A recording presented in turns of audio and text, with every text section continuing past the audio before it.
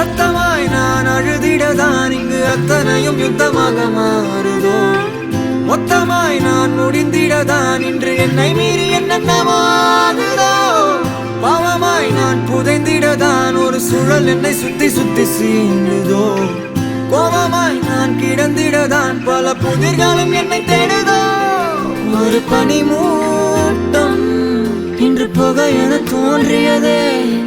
ஒரு முயல் கூட்டம் புயல் நடுவில் திணறுதே. வாடியதெல்லாம் இனி மீண்டும்